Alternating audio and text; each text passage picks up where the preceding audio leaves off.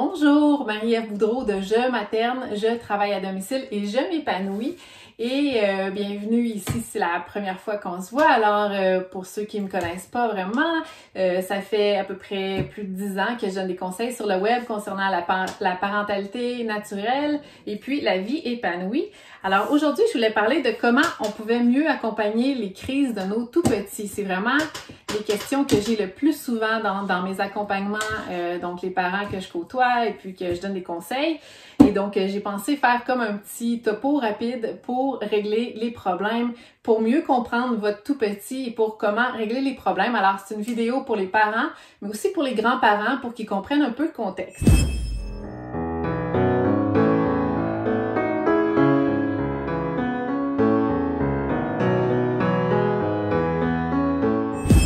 Maintenant, on sait plusieurs choses à propos des tout-petits et puis c'est plus qu'est-ce que c'était dans le passé, je veux dire en Occident.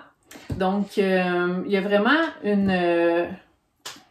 un genre de changement de paradigme, je dirais, dans la théorie sur l'enfance et puis dans les approches aussi qu'on doit maintenant prendre en conscience. Alors, ce que je suggère vraiment, c'est d'aller vers une parentalité qui est plus naturelle, qui est inspirée de ce qui se fait dans les cultures plus naturelles. Donc, pour le savoir, je me fie beaucoup aux travaux des anthropologues qui sont allés voir chez les chasseurs-cueilleurs qu'est-ce qu'ils faisaient. Et aussi, je me fie aussi beaucoup à la science actuellement. Alors, une petite mise en contexte, premièrement. Pourquoi il y a des crises? Pourquoi les tout-petits sont plus portés à faire des crises? C'est qu'il y a le cortex préfrontal qui est pas tout à fait en ligne avant 4 ans. Donc, toute cette partie-là du cerveau est en train de se développer, en fait, et c'est elle qui va ensuite mettre comme un frein aux réactions émotives. Donc, quand on est plus vieux, donc vers l'âge de raison qui se fait à peu près vers 7 à 10 ans, donc ça évolue de 4 ans jusqu'à 7 à 10 ans. Donc, le cerveau va construire de plus en plus de connexions pour vraiment pouvoir mieux gérer nos émotions. Alors, quand un tout petit est fâché, ça va sortir tout de suite, sans frein, alors que plus on vieillit, plus on a des connexions fortes, plus ça a été travaillé avec empathie, plus on est capable de se raisonner et dire « Ok, oui, je suis vraiment fâchée, mais je vais pas tirer mon objet à mon ami, par exemple. » Donc, c'est ça. C'est pourquoi c'est vraiment puissant quand c'est tout petit et c'est tous les tout petits, ça a été observé à travers les cultures. Et ce qui est différent, c'est que dans le monde occidental, on en fait tout un plat, alors que dans les cultures de chasseurs-cueilleurs, par exemple, c'est juste normal, c'est, dans le fond, ils en font pas tout un plat, même que certains vont juste totalement ignorer le comportement parce qu'ils savent que ça va évoluer, c'est juste une phase. Alors, aussi vers 2 ans, ce qui est une autre mise en contexte, c'est que vers 2 ans, le besoin d'autonomie va se développer et puis il va, donc s'il était bien attaché à son parent, il va tendance à à se détacher et puis, donc il va vouloir à ce moment-là, donc être plus autonome et donc ce qui choque un peu son autonomie. Donc, si on met un frein, on dit non, fais pas ça. Donc, le tout petit peut se trouver brimé et donc, encore une fois, faire une crise, juste faire comme une genre d'opposition parce qu'il n'est pas d'accord avec ça. Il faut aussi prendre en considération que notre cerveau, il est fait pour survivre, il est fait pour la dominance. Alors, un tout petit va chercher à devenir le leader juste naturellement. Et si nous, comme parents, on n'est pas leader, alors c'est lui qui va comme sentir qu'il faut qu'il soit le leader de la situation et il va vouloir être comme par exemple, on pourrait dire le terme d'être enfant roi, donc de décider. Alors, c'est comme tout à fait naturel, ça aussi. D'ailleurs, l'enfant est en apprentissage de comportements sociaux aussi à cet âge-là, comme on sait.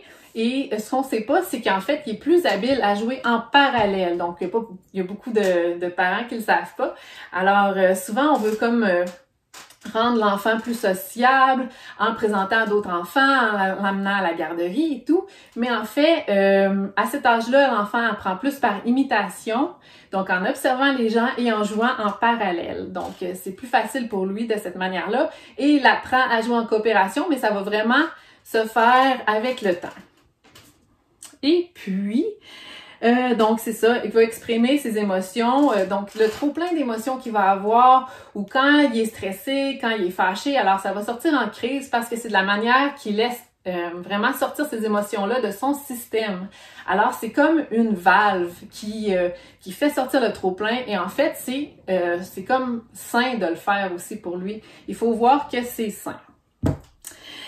Alors, ce qui va rassurer votre mini à ce moment-là, d'abord, c'est votre présence et votre attachement. C'est très important comme de toujours être attaché à son enfant et si vous sentez qu'il est détaché, alors ça va être de le réapprivoiser pour que vous puissiez sentir qu'est-ce qui s'en vient, pour qu'il puisse vous faire confiance. Aussi, ce qui le rassure, c'est la routine. Alors, un jeune enfant aime beaucoup la routine, il aime savoir parce que son monde, c'est tout nouveau, c'est stressant. Alors, il aime savoir que le matin, c'est ce qu'on fait, le midi, c'est ce qu'on fait. Le soir, le genre de routine avant le dodo, c'est très apprécié pour lui. Il sait pas exactement il est quelle heure parce qu'il n'a pas conscience du temps encore, on dirait pour un jeune enfant, sauf qu'il va avoir conscience comme de la séquence des événements. Alors, pour lui, c'est très rassurant si vous faites ça. Il va se sentir plus en sécurité. Donc, la sécurité, c'est très important pour lui aussi. Et les consignes claires.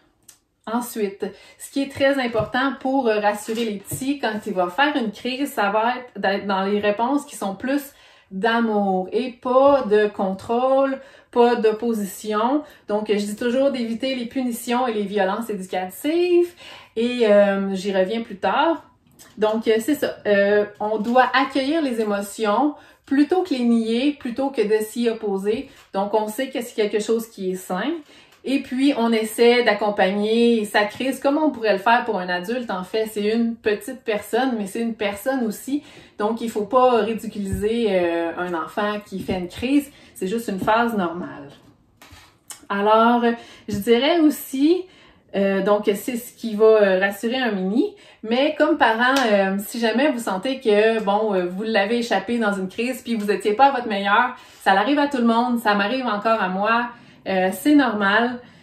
Dans le fond, il faut toujours se rendre compte que notre enfant apprend, mais nous aussi, comme parents, on apprend, puis il faut se donner de l'empathie dans tout ça, pas seulement à notre enfant, mais à nous aussi. Et puis, plus vous allez vous pratiquer, et plus ça va devenir comme facile, même si c'est jamais vraiment toujours facile.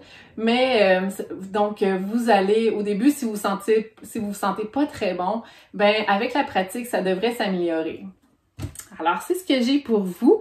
Et puis, donc, si vous voulez savoir comment rester dans l'empathie sans aller dans les punitions, j'ai une formation à ce sujet-là. Elle s'appelle « Guide les crises avec amour, comment aider ton enfant à traverser ces situations difficiles avec bienveillance, sans punition et sans violence éducative ». Alors, c'est un cours de, je crois, environ 3 heures où là, je vais vraiment voir les situations et comment vous pouvez vraiment accueillir avec bienveillance toutes les situations qui se passent dans les centres d'achat, des situations qui pourraient revenir souvent. Donc, c'est ça. Ou sinon, j'ai aussi le programme Parentalité naturelle qui, là, donne mon soutien, un groupe privé aussi, et toute l'approche pour les 0-6 ans d'une parentalité qui est plus naturelle. Donc, par rapport aux crises, mais aussi par rapport à tout ce qui doit, dans le fond, suivre comme les grands concepts de la parentalité naturelle pour avoir un super bon attachement, pour combler ses besoins, pour faire un enfant épanoui. Alors, je te mets le lien dans cette vidéo-là où tu vas la trouver sur YouTube, sur Instagram ou sur Facebook.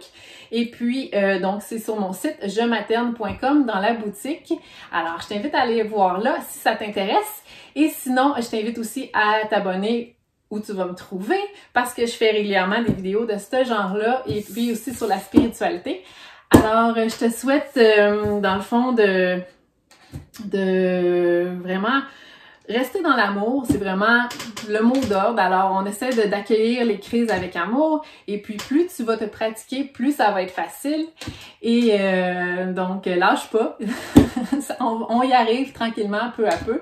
C'est de plus en plus facile. Et puis, notre enfant, en y allant de cette manière-là, donc il va construire des connexions qui va vraiment...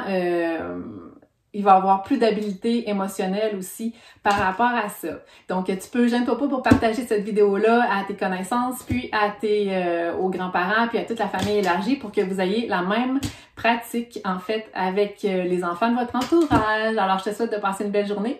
Bye!